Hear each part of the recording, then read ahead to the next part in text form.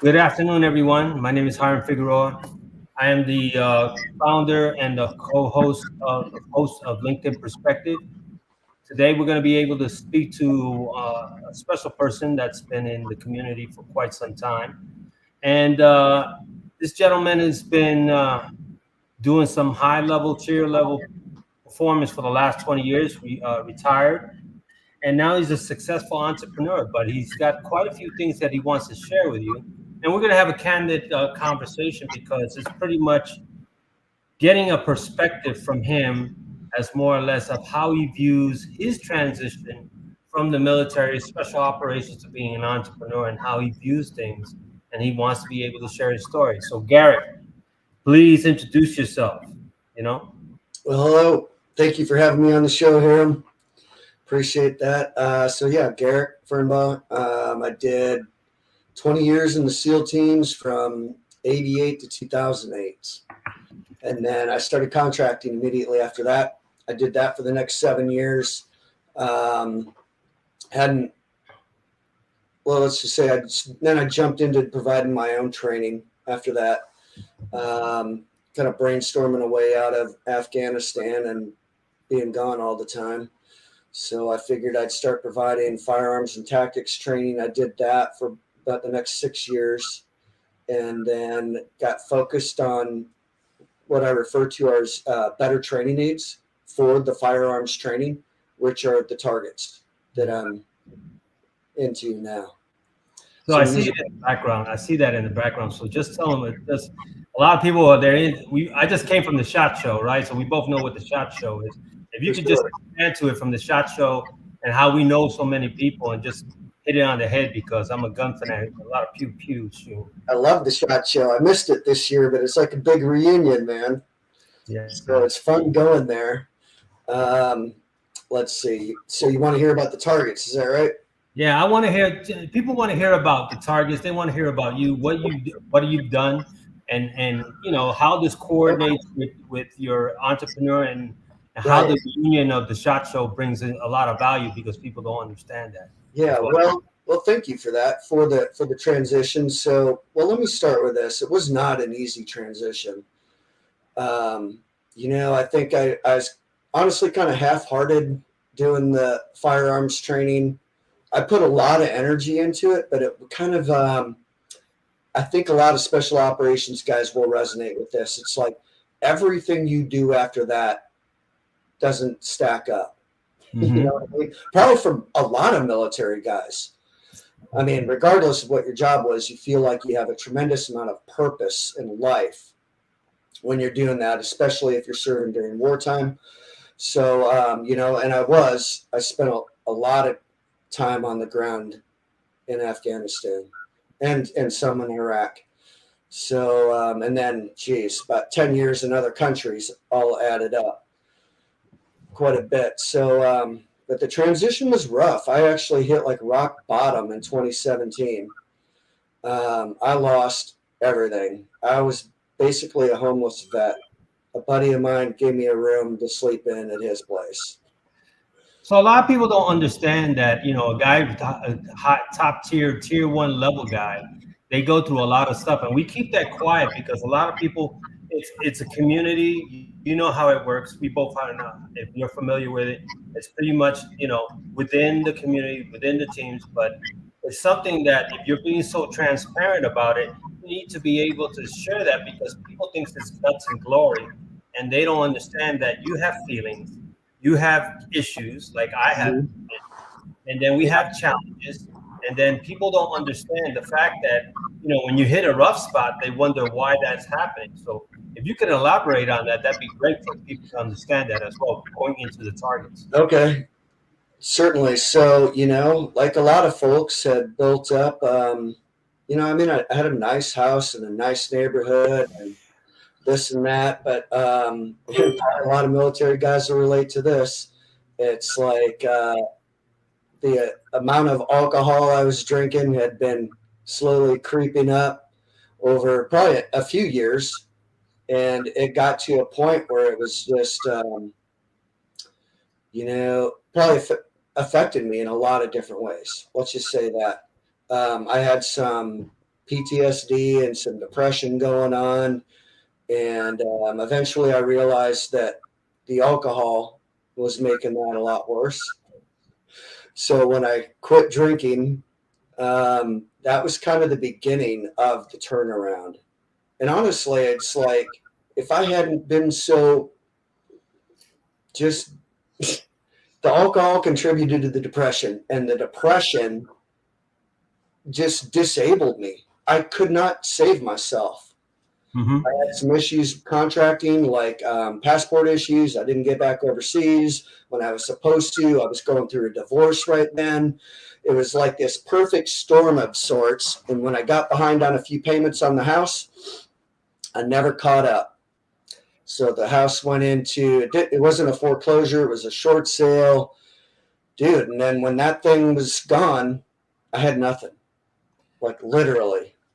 You know, to top on that, Gary, you know, I appreciate you very transparent because prior to you join the teams, right? Everybody understands you got to be that alpha dog. You got to be able to do a lot of stuff, but they don't understand that when you hit a spot, you're by yourself and you question yourself for a lot of things, and sometimes you're embarrassed about it because things do happen to the best of us.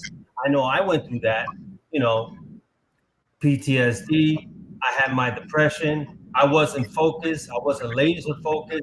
Too many distractions caused many destructions. I didn't stay in my lane for another reason. And I was too busy being proud asking for help. Yeah. Yeah, I can't say that I was actually looking around for a helping hand. Same kind of thing. I was just fortunate that I had a buddy who was close enough to see everything that was going on. A couple, actually, a couple, two, three friends that were right there for me through this difficult period. When I quit drinking in 2017, like I said, that was the start of the turnaround. But man, there's still work to do. So I'm on this path now, but it's probably worth mentioning, 3 years after 2017, 2020, coming into that, well, we're in 2019, but this buddy of mine had participated in this program called the Mission Within. So the Mission Within was founded by a former Dev Group guy, SEAL Team 6 guy, and his wife, and they're specializing in using psychedelics to treat like PTSD and depression. So a couple different carefully selected psychedelic therapies. We had to travel down to Mexico to participate in these because it's not legal in the U.S. Right. And that was 2020. It was actually my birthday, 2020. And man, I'll just say it. So a couple different things. The first one was this ibogaine. It's it's a really long ride, so to speak, a really long journey. I was probably the first guy to get up, and I had been down for 14 hours. Wow. There was another guy that was down for 24 hours after that. Had a rough go of it. Boy, I'll tell you, that medicine will chew you up and spit you out if you don't have good intentions, and if you're fighting it, so to speak, and not kind of going with it, it can be really rough. But boy, I had a great experience. And I realized later, after you kind of integrate and process and everything, that had literally cured me of the depression and the PTSD. Well, that's good. Everything I needed to work through. It was actually really amazing the way that worked for me. Eventually, during the course of this thing, I would get these light bulb flashes that would pop up, and it would be a scene. Actually, it would be like a whole wall full of these flashing scenes. And just prior to that, I was like, okay, I'm here to do the work. Let's do the work. And this just flashing scenes started popping up, and I'd reach out and I'd go, okay, like that one. And then it'd just be like, whew, like I'm right there experiencing it, like as the third person. So let me ask you this. So now that you went through that, right? Where was Garrick then? Can you tell me how was the old Garrick, and now that you've reinvented yourself, what's the process of the journey that you've learned about where you're at right now, so people can understand it, man. Because people have a bad. I'll be honest with you, right? I've been supporting the teams for 20 years, man, and Uh-huh. people understand that when you're talking to people like yourself in the teams and everything else, Uh-huh. there's a sense of integrity, right? Confidentiality. It's protected, right? And people don't understand that. You're Hmm. talking to me, we're talking to each other now. And I think that as you being transparent and you're sharing that for a moment, if you can share whatever you feel is right, just share what it means because people have a Yeah. misconception of what's going on. Well, that's what I'm trying to do is just kind of follow along and provide what I feel like feels right to the audience and whatnot. So to really to properly answer your question, I'd have to kind of mention the next medicine. Mm-hmm. So the next one was sometimes referred to as its toad medicine, Bufo, 5-MeO, DMT, all in the same. It's basically DMT, dimethyltryptamine. Your brain produces this naturally, and a lot of plants have this naturally. It's a natural substance. I wouldn't really refer to these as drugs. Plant medicines is one of the terms often used. So, what really I was not expecting at all was a spiritual awakening. That's what that one did. Um, I had a very profound experience related to God, understanding God on levels that were confusing, to be perfectly honest, at first, because it contradicted all of my kind of religious programming and societal programming and everything that I'd had growing up. Um, so now I've been on this spiritual journey for 4 years now. Congratulations. Thank you. I meditate a lot, probably about 3 hours or so a day, sometimes more, and it's about self realization. I, So I think that you hit it on the head, self realization, because man, right now we're in a time that everybody's lost in the sauce in so many things, and people have too much freedom. They have too much time. They're highly opinionated and highly offended, but they're not taking accountability for themselves, and they're not paying it forward because they're speaking in words but not in deeds. And yeah, you have to be able to pay the man to be able to help others. Correct? yeah, absolutely. I couldn't agree more. Like really, the solution to fixing the world is fixing each individual person, beginning with yourself. That's my focus. You're right. And everybody gets all upset. And man, I have been there. I have been that dude, all upset, pointing fingers, Biden this or whatever. You know what I mean? Whatever it was, that went on for years. I'll tell you what, man, I was so wrapped around the axle, stressed out with PTSD and depression, and say, like, watching news all day. I'd jump in the truck and put on talk radio. I never like calmed down. So a lot of people check this out. They don't understand that that narrative repeats itself, right? In order for you to change yourself, you got to be able to change the narrative of your life, and people are unwilling to because it feels uncomfortable. You just decided to feel uncomfortable and change it because a lot of things happen. You hit rock bottom. You found yourself in a bad place. You had a spiritual awakening. You know what you need to do. You find yourself that you need to change everything, and everybody doesn't understand that it has to come within. Once it comes within, things start changing. Correct? Yeah, for sure. It does come from within. And so this path that I'm on now, I'll just kind of give you an example. It's like largely related to releasing aspects of myself that I recognize I don't want to carry forward. Mm-hmm. So in meditation, a lot of things have come up, but sometimes there are things you're not proud of. Right. Often it's usually things you're not proud of. Let's just say that. That's the work, right? Right. That's the word. You're It's not like, proud of it, and you got to be able to deal with it because it's your story. It's your story, right? And people don't understand that when you meditate, you have to be able to live with the story that you created, right? You're the co-creator of your reality. and people don't want to understand because they're too busy doing this, Yeah, right? But in reality, you just created everything because that what you have in the background didn't happen out of thin air, correct? absolutely. Well, you mentioned co-creator. Hmm. That is, so one of the things that I understand now is that we are created in the image of God. Correct. God experiences creation through us. And if anybody out there is familiar with string theory, it basically proved that every atom has consciousness, and God is simultaneously experiencing the consciousness of everything that exists, including me, you, the Hmm. plants, the rocks, because even the atoms have a certain consciousness. So, and as co creators, we're just as limitless as God, created in the image of God. And It's let very me powerful. let me share something with you, right? And so when you were going through that transition, you found your friends, and what helped you to the guidance, or who helped you mentor you to the right direction? Was it the spiritual awakening? Was it the circle of influence? Was it the change of environment? What was it?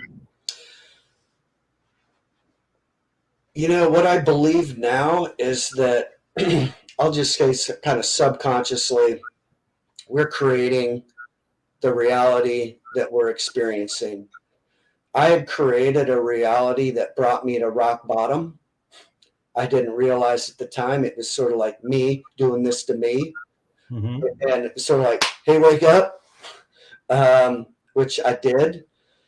But I didn't have anybody guiding me on the spiritual journey per se. It was a lot of meditation, a lot of YouTube. I probably find most of my stuff on YouTube, to be honest. And there's a mountain of great content on there related to all this stuff. Me too.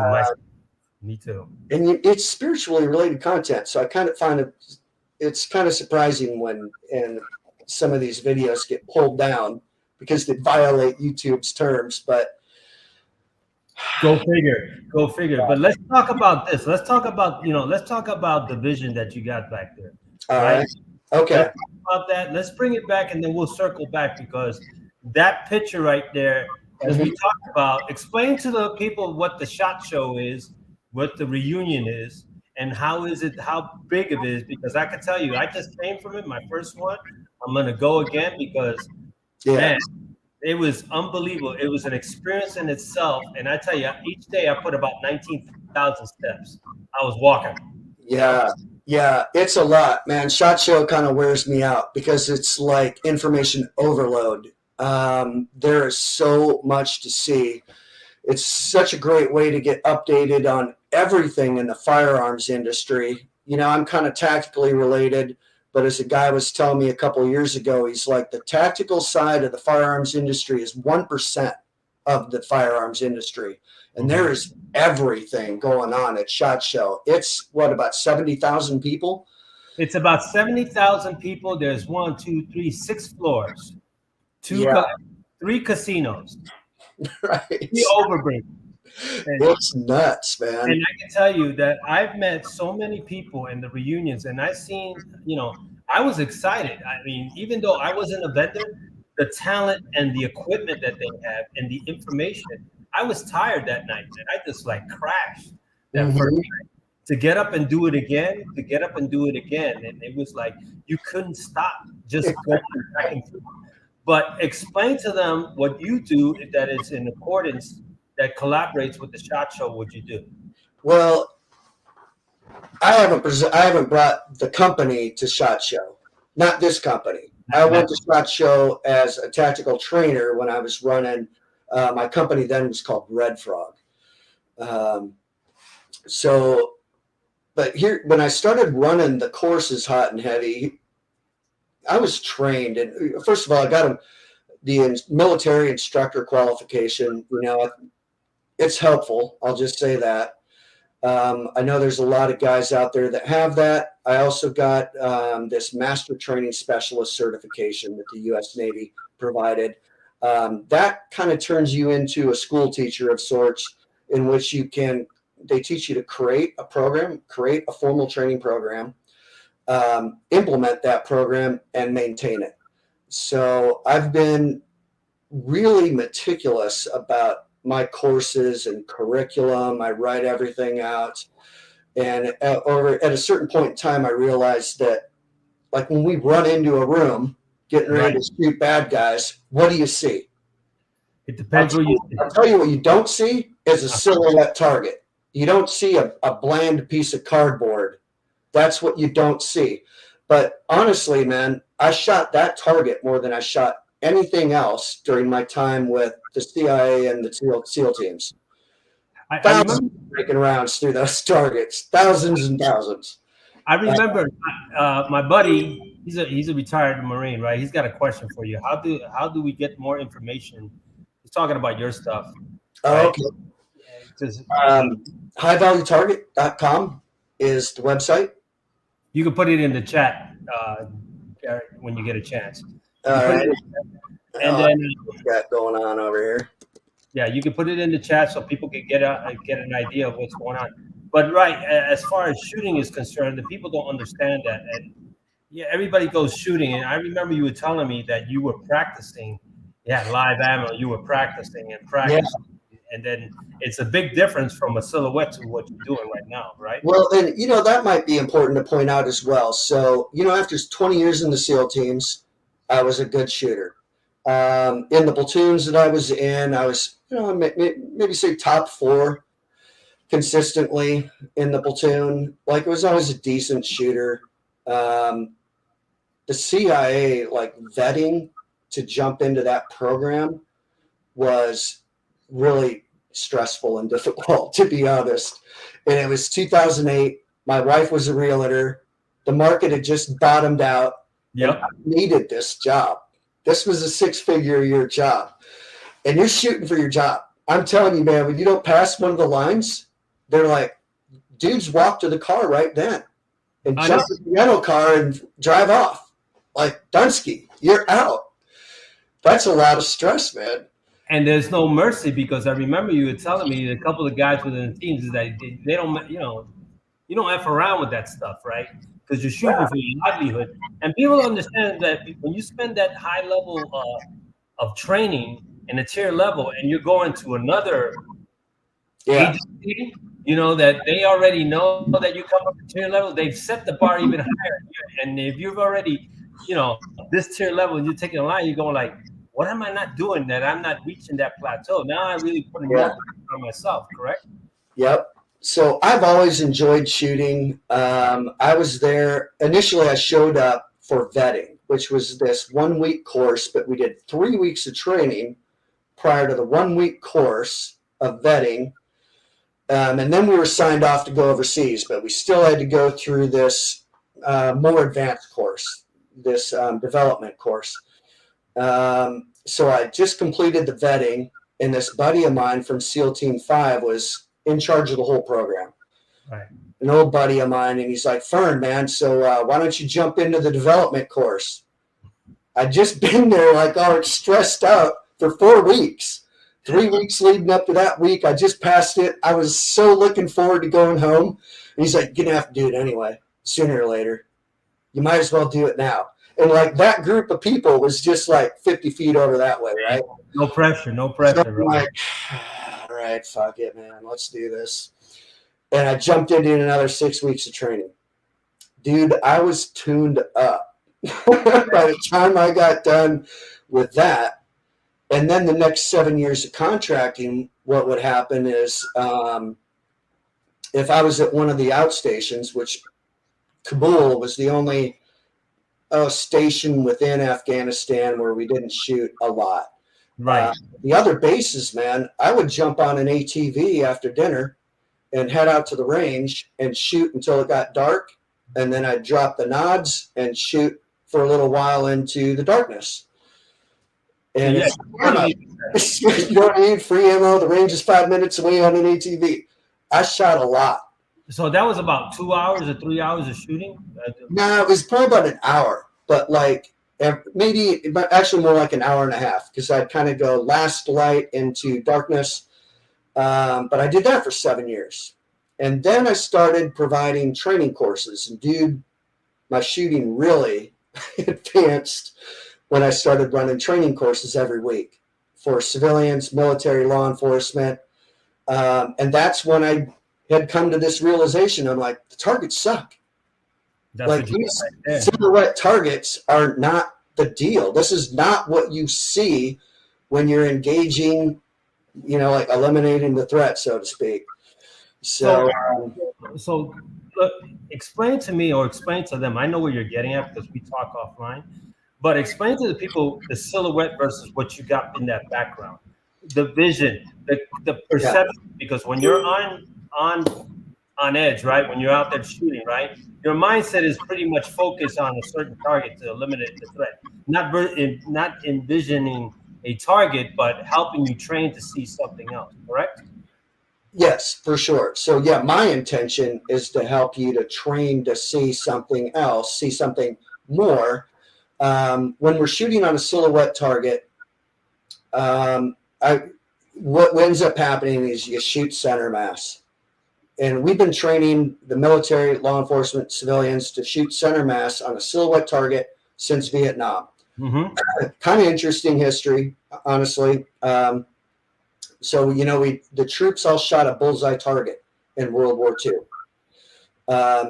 And post World War II, they did a study that found that only 8% of the soldiers would actually aim down the sights and press the trigger to shoot and kill another man. So they get a band of psychologists and all these different people involved and all the solutions, as you might imagine. They're like, it's going to take years. You basically have to train people to kill, right? How are you going to do that? You got to change the whole way of thinking. This was kind of the argument that was going on. There's one guy who's like, why don't we just change the target? Why don't we put up this silhouette target? So they used that silhouette target leading into Vietnam. Through Vietnam, they did another study, and the numbers had like completely flipped. Mm-hmm. So now it was like almost 180 degrees from what it was. Almost everybody is aiming down the sights to press the trigger. But here's the thing. Everybody took the ball and ran with it. We've been doing the same damn thing since 1975 or 65, you know what I mean? When Vietnam broke out. That's a long time. It's like, well, hey, if bullseye is good and silhouette is better, what's the next step? It's a 3D image. And like the paper, press plastic, foam, all this stuff. I've seen rubber mannequins. It looks great. It's 3D, but there's no shot accountability. So when you talk about shot accountability, can you explain people when they go shooting? It's like when I go shooting, when we're talking about the intent to shoot, people just shoot the target where I just want to get the target. What's the difference? Well, shot accountability on a piece of paper, we can see your shot pattern, or maybe you have no pattern per se, no grouping. You just have buckshot, but we can see that, right? On these like pressed plastic targets, it'll be like, this target can take 1,000 rounds. And I'm like, yeah, great. And you didn't know where any one of them went, because as soon as the round goes through the plastic, it like seals up tight as a drum again. Or, same thing with rubber, whatever it happens to be. So I'm like, okay, so whatever it is that I develop, it has to be paper so we can see where the shots are hitting, so you can critique it, right? And improve. That's the whole point, is to get better. So what I'm teaching folks is that, and I'll just say, man, honestly, this isn't my original idea. I was told this back in like 1993 or something. One of the instructors that I had at the time was like, there's two places to shoot a person: the cerebellum of the brain or the heart. Both of them are the size of a fist. And then we go over and shoot silhouette targets. When are you going to practice it? Everybody's nodding their heads. They're like, yeah, that's great. Two places to shoot a man. But you never practiced it. But until you actually commit the action, right? Eliminate the threat, the Well, psyche and the perception is different. you That's what got to train it. You got to train it. The training is super important, and people who have done a lot of training realize there's a phrase like we're truly products of our training. And there are so many examples that verify that, very few examples that contradict it. But one of those examples, well, I'll just say it's really important to, here's a phrase, see where to shoot. Dudes who are shooting center mass, and this has been my experience and everybody that I've talked to, is that you'll grab one sight picture and keep pressing trigger until the threat is eliminated.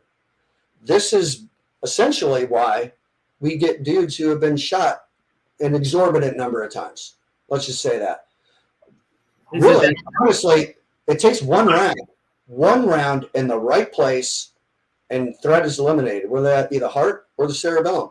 You don't need to be pumping thousands of rounds into people or whatever it might be, you know.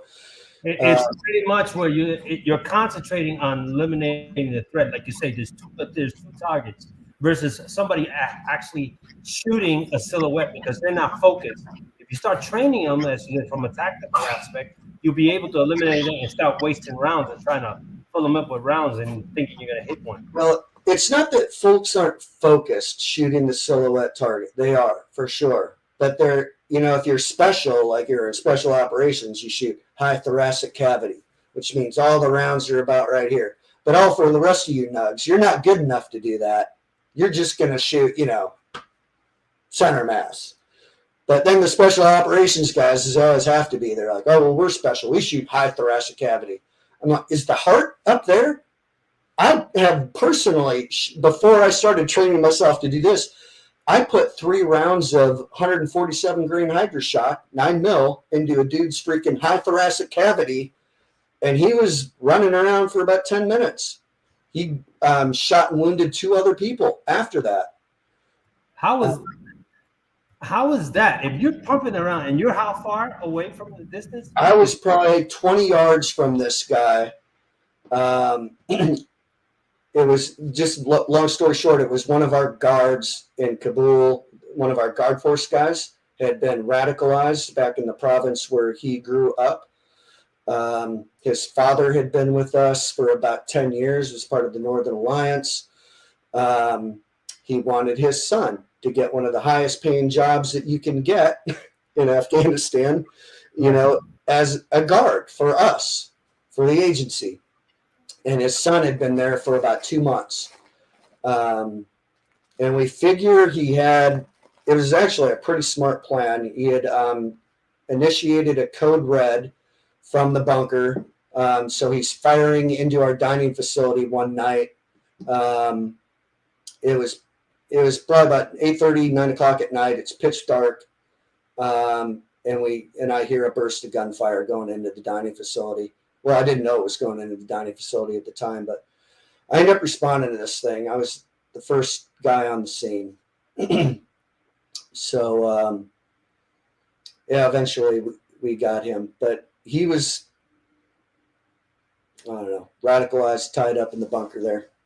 So that's a great story, and I appreciate you sharing one of the very private stories there is, right? Because like I said, man, people, like you said, your transition was rough and you've been able to, and I'm just sharing with you, I've been out of the game for a while, but I can tell you, man, all honesty, the perception is totally distorted to the point where now when they come to you, they have this illusion of grandeurs, but it's not the real thing because you've lived it, you've done it, and you've experienced, and you're telling a story which people are like mystified by it.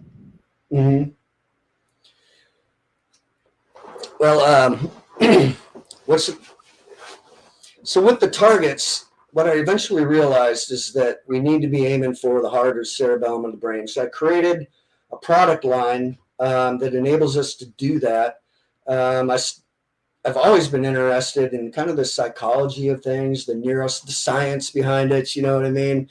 So I really dove into that. I've got a book that I'm getting ready to put out here right now called Image Processing Training.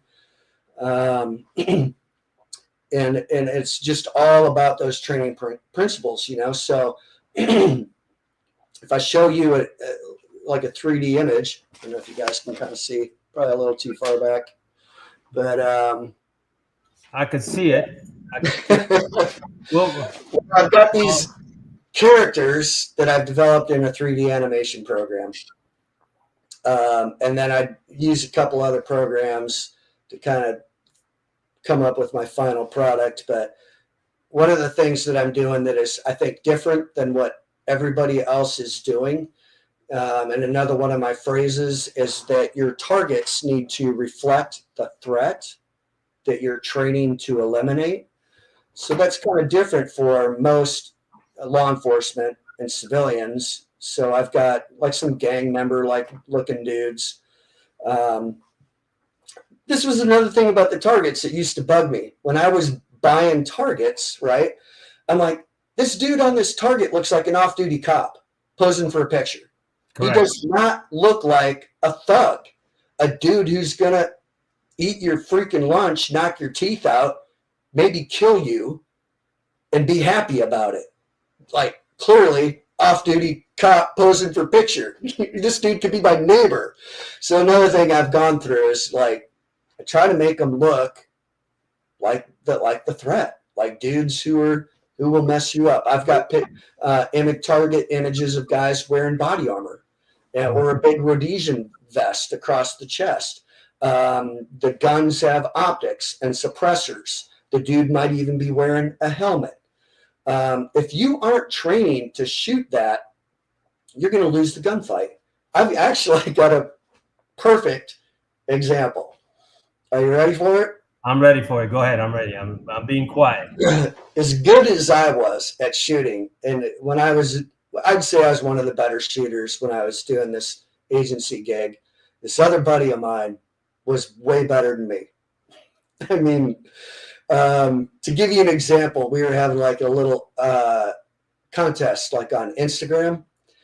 You can come out of the holster, 1 round on target, 7 yards. You can come out of the holster the fastest. I got it down to 0.88. Wow. He got a 0.63, and then I was like, okay, you win. Then he hits a 0.59. Like, so this, my buddy, he was going by Minor at the time. There's an attack there in Kabul. We learned later these were the instructor cadre for the Haqqani Network, which is a prominent terrorist organization.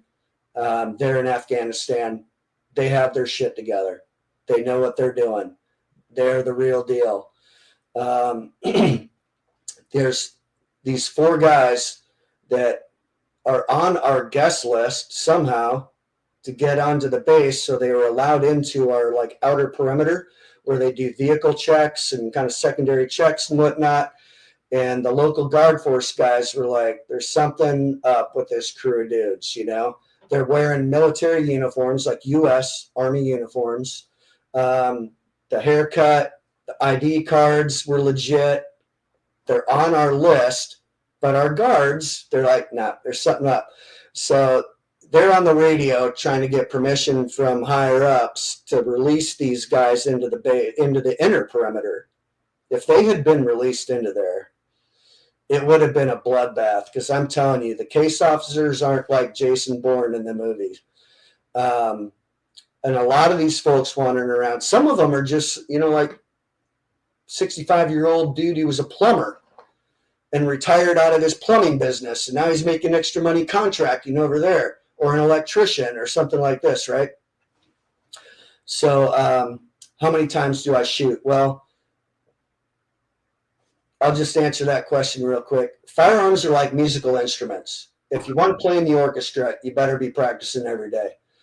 And then once you hit kind of a certain level, you'll always be good.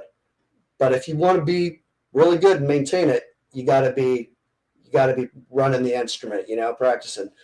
So anyway, so we've got these Haqqani Network guys. They're getting vehicle checks done. It's taking a long time. And they figured the jig is up. So these 4 dudes in a rehearsed maneuver step out of the car, 4-door car, step out simultaneously. There's 7 guards. Not all of them even had 2 shots. It was like a competition shooting event. They step out, and each guy was basically like, boom, boom, They killed all 7 guards in literally 2 seconds. Like that fast. That fast, huh? And it's on. Now the attack is on. So they've got a guy, talk about kind of God things. There was a pedestrian gate like right there that kind of went through the big wall. And we had just reinforced that gate a week earlier. Like it still had primer painted on the gate. And one of those dudes wearing a suicide bomber vest ran up to the gate and clacked himself off, and the gate held. It didn't blow in. So the other 3 dudes are running around like trying to find a way in. Another former SEAL team guy who was going by Pirate at the time, and my buddy Miner are the first 2 dudes to get kitted up. This is all going down at about 6:15 in the morning. So most of the dudes are still asleep. They get geared up and they punch out into the outer compound. And Miner is like, man, I encountered first thing I encounter is this dude standing there in army fatigues, and he was wise enough to not buy it. He's kind of like, what is this army guy doing standing in our compound over here at 6:15? Anyway, he grabs a sight picture on this guy's head. This guy is kind of standing with his AK kind of off to the side like this. Mind you, Miner's got a sight picture on him. This dude comes up and puts 2 rounds onto his plates before he can even respond. That's how fast that guy was. That's the bad guy, the terrorist. Wow. So what he came. So here's the thing. People who shoot a lot know that it's repetition. You're programming yourself. He had programmed himself to shoot center mass. Now, Miner is standing there plain as day. He's got a helmet on, but he's in a plate carrier. Shot him right on the plates. The plates aren't hidden. There's no cover shirt, nothing hiding it. Shot him right square on the ballistic plates. Miner presses trigger and canoes his head. So really what that shows you is that he is truly a product of his training. And even though the dude was that good in the heat of the moment, he literally could not change the programming. He couldn't take a headshot because he hadn't programmed himself like that. You got to figure there's a bit of a stress. There's this standoff, 2 dudes staring at each other. Subconscious, conscious, right? He makes his move. He comes up, puts 2 rounds right on the plates. Loses the gunfight, obviously. That guy's dead. Miner said that first round that penetrated the cerebellum of the brain caused his body to fall so fast that all subsequent rounds were just going right over the top of him. It was just instant. Just no twitch, just drop. That's what we're looking for. That's what I'm talking about. So my buddy's very interested. I know he's got another comment. Yeah, he was correct. I'll tell you what. I think the John Wick stuff is kind of hokey. It's 3-gun shit. It's like, I'm going to walk through the tunnels and place all these guns here and there and hide them everywhere. What's a mag change? You know what I mean? Like, shit is so fucking hokey. I would love to train Keanu Reeves and show him some of the combative stuff that we were shown. It'd take that movie to the next level, for sure. But, in fact, Sean Ryan did some, and I was contracting with Sean Ryan. Sean Ryan podcast, maybe you guys are aware of him. Yeah. But I can tell you that Keanu Reeves was not doing everything. He was doing very few things that we actually did with the SEAL teams and the CIA. It was like a 3-gun shit. So I'm not super entertained by all that, but. Well, that goes to show between you. I love Sean Ryan, man. I've been following him, and I got my other buddy. We know Cash, and then and then Sawman. So these are guys that have been around, but you got other guys that we've been able to talk, collaborate. But you hit a very valid point, and the valid point is that what you see in the movies is nothing close to the combative stuff we do in real things because it's programmed. And Miner, as you said, he just said, okay, there I go to a headshot, it's over because he's already trained to be able to do that versus the other guy in the gunfight because they just trained a certain way. And so subconscious, conscious is your training automatically goes from this point to this point. Excuse me, this to this point without even flinching, and that's a matter of life and death. What was that? Less than 2 seconds, 3 seconds in that gunfight. Yeah, over and done with, really fast, as So most of them are. You know, so now let's talk about your targets. Let's talk about what you're going to bring up here in 2024. We talked about offline, but now that I want to see, you got those 3D silhouettes, man. I'm dying to see it because now when I see it, if I go to a gun range and I see those targets, I'm already focusing on the guy I'm dealing with. I You know? wish we could. I should have brought. I've got some targets in the next room, but I don't know Go if you get guys them. can see this very well. Yeah, I Over can see. here, but yeah. Yeah, I got it. Go ahead. Well, the targets are training aids. You know what I mean? So another thing that I'm doing aside from the 3D images is I've developed some what I refer to as cognitive shooting drills. Here's an example. Like the special forces guys, they use. Well, the first time I ran through the shoot house, I was contracting with the agency. You know, it's a mixture of dudes. We got pararescue guys and rangers and SF guys and couple. You know, there's a few former Team 6 dudes and Delta dudes running around as well. Always nice to have those guys there for sure. But so we're running through the shoot house, and it's like when you go to shoot a target, they'll be like 1+3. And you got to shoot the 4. You know what I mean? They've got you doing math and stuff. But like a variety of different things. I have to share that, right? Because when people don't understand, when you go to the shoe house, you're just focused on one thing. But they call it, it changes the game, right? Because then all of a sudden it changes the chemistry, and now you're breathing and holding the weapon, able to, Yeah. the optics change everything else. Correct? Well, how do you teach somebody to think their way through a gunfight? It's really difficult to do that. Some people fall into it kind of naturally, but to train people to do that, this is the best way that I can think of. So we got them shooting, say, like green, yellow, red. Easy enough, right? But you get people doing math and pressing the trigger, and man, you're really causing some difficulties. They can't do the math, and they can't multitask on that. They're not at that level. Math. It's just like plus or minus numbers of like 3, basically. 3 or 6 or 9, something like that, kind of making it easy in a certain way.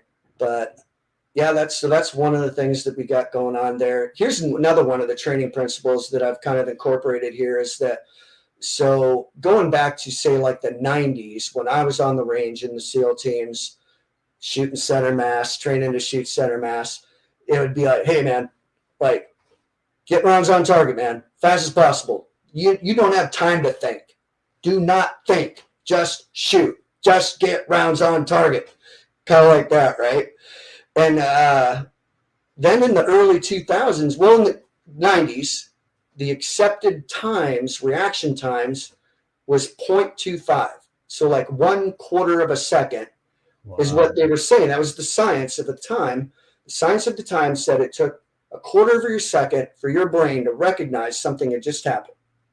And then another 1/4 of a second to respond to that. So you had about half a second chewed up before anything happened. Then in the 2000s, early 2000s, the science was 1/10 of a second. Big improvement. Over like twice as fast as what it had been, over twice as fast, 1/10 of a second, right? We probably should have considered changing the way we train then, because that adage wasn't really holding up. Like, hey man, you don't have time to think. Just get rounds on target. Because there was another thing, like never shoot for the head. The head's bobbing and weaving. It's a hard target. Man, that is such bullshit. I'm just going to say, complete BS. Look around at all the incredibly amazing things humans are doing in athletics, namely. You know what I mean? triple backflips on dirt bikes and BMX bikes and whatever it is. Like, just watch the Olympics. It's absolutely astounding what we can do. So to tell ourselves that we aren't capable of making a headshot at like 5 yards, this is just ridiculous. That's changing the narrative, man. But here's the thing, you make a valid point, right? Because everybody's been programmed a certain way. And then when they're programmed a certain way and if it doesn't work, they get frustrated. They start panicking. But you just told me, right? You ain't got time to think. You got to be able to program. That's a whole different level. People don't understand. That's a whole different level all around. Yeah. Thank you for recognizing that. It really is the next level. And so what I'm doing, here's what I'm thinking. A fundamental change in the way we trained troops occurred between World War II and Vietnam. There has been no fundamental change since then, in my opinion, because changing magazines faster or acquiring a sight picture faster is like a method, a technique. It's not a fundamental change to the way we're training. But when I start teaching people to see where to shoot, that's entirely different than what we've been doing. And it requires a better training aid. You can't do it on a silhouette target. You got to have 3D images. And then we break into the cognitive shooting drills, and you're really creating a more effective shooter. You just humbled me because now I'm all fired up to go to the shooting range, and now I'm taking everything as the caveat. And everybody, when they go into the shooting range, they bring their weapon there at the target. I ain't got time for that, man. Now when I'm gonna go to the shooting range, I'm gonna take it to another level. Where the guy said, "What are you doing?" I say, "You got time for that." I'm looking at the target. Perfect, man. I ain't got time to bleed either, by the way. I think the only ones that will probably is like guys in the teams or even the law enforcement guys. If you train the guys in law enforcement, do they have that perception of what you're talking about, or they still focus on the silhouette target aspect of those guys are training to shoot center mass. Sometimes they're doing it on 3D images, which is nice, but they're kind of missing the training principles that go along with it. So let's go back to that time. So, the early 2000s, it dropped to 1/10 of a second. And then in 2014, neuroscientists at MIT did a study, and they figured out that, and these are their terms, you can process an image in 13 thousandths of a second. 13,000. So what they were doing was they were just flashing images past folks, and the image might be a picture of a man holding a briefcase with a baby in the background. Pretty like a card. Family having a picnic by the lake. 13 thousandths of a second. People are, they're calling it. They're seeing it. So that now that whole adage of like, hey, man, you don't have time to think is way, way out the window. We have tons of time to think. So even if somebody's just standing arm's reach from me, using my peripheral vision, I can see from waist to head. I don't even have to blink. I got the whole thing. And if the dude's wearing body armor, I have trained myself to just shift that sight picture to the head. I'm going to go for, initially, the easiest and best shot, which would be the heart. I'm aiming for the heart. I'm not just shooting center mass. I'm aiming for the heart. But if the heart happens to be covered, maybe the dude's got a rifle right there. A ton of freaking metal. You know what I mean? I don't want to take that shot. I just shift that sight picture right up to the head. So that right there, Gary, like you tell me, like Minor was saying, it goes there, it goes there. It's like not even. It's like a combination of combatants. It's instant. So I've processed that image in, let's just say, about 13 thousandths of a second, and I'm responding in about the same amount of time. It's just one fluid, see where to shoot. But you can't do that on a silhouette target. Well, we got about a couple minutes left. So, bro, this has been great. We can do this. I'm not like Sean Ryan. 8 hours. I got to give it to him. I follow that dude. I mean, I got to give it to him. I got to give it to him. He's done for 8 hours, and he's he's hired people and now Yeah. he's at Spotify. That's great. I But love this show, man. You talk about disclosure. yeah, he discloses everything, and I think so. What? How can people find you? My buddy put down the website. We got you on LinkedIn. Yes, thank you. I think Dave threw that up. Yeah, Dave, so we you got this copy of YouTube that's on there also. So what would you like to leave with these, the audience about what's going on and what you can do? What value you can bring to the civilian world? you know, I could talk about this for probably another hour, but I know we don't have that much time. So here's where I'm at. This is where I encourage people to be at. If I am preparing myself, obviously, and I shoot to stay sharp. If the threat, so to speak, presents itself in front of me, I'm going to eliminate the threat. I'm just going to kind of assume like that was a God thing of sorts. That guy was supposed to be eliminated today. But I'm not out looking for trouble. Like the way the state of the nation is and what state of the world right now, um, I think they're trying to get a civil war going on. I think the elites love it when we're killing each other. I'm not for war, actually. Spent a lot of time in the war zone, and I see things so differently now.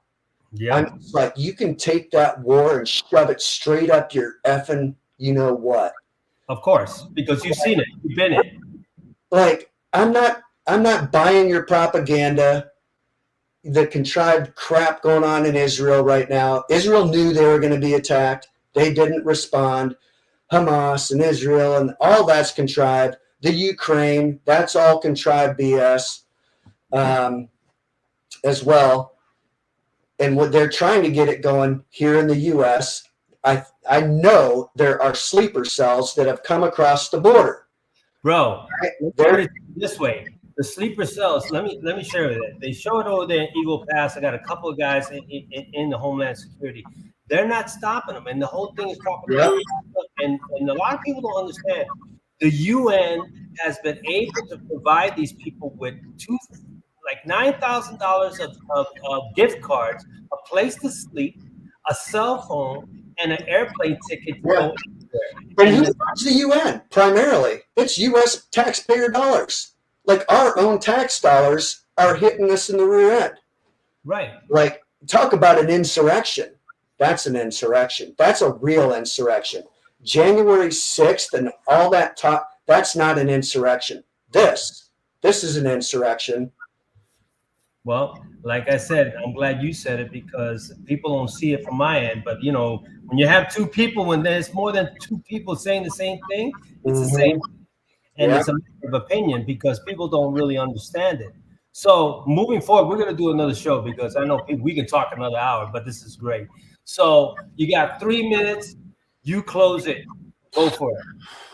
3 minutes. Here's where it's at. Like what you think about is what you are. Just go with that, man. So if you're kind of resonating war and all you think about is killing some Russians or whatever, man, it'll come to you. You will experience that reality. As for me, with everything that I know the cabal has planned, so to speak, I'm kind of like, I got a better idea. How about no? No. I'm not I'm not doing that. I'm not being manipulated through control of fear or fear and control of information. I'm just super aware of that, and I encourage everybody else to be there as well. All right. Well, bro, we're gonna do another show. I'm glad you like this. For those people that like the LinkedIn perspective, share it, like it, tag it. If you want Garrick back, he's on LinkedIn. Share his. Put your LinkedIn profile on the private chat. You Thank know. you. HighValueTarget.com is the website, and I'm on Instagram as well. If you'd like to follow me there, I'd appreciate it. All right, my brother. So, hey, it was great. If you like this, we're gonna do another part. We're just leaving you as a teaser. We can go on. I could follow. I could do a Sean Ryan on this one, and then probably get together with some other guys. Hey, but I really appreciate you sharing the Thank insight you. from a high level, tier level thing, because that's near and dear, that's private, and it's very fortunate and humble. So if you like this segment of LinkedIn Perspective, share it, like it, tag it, subscribe to the YouTube channel, LinkedIn Perspective Live, and we'll talk soon. Stand by, Garrick. Simplify, always decide. Check it out. Peace out.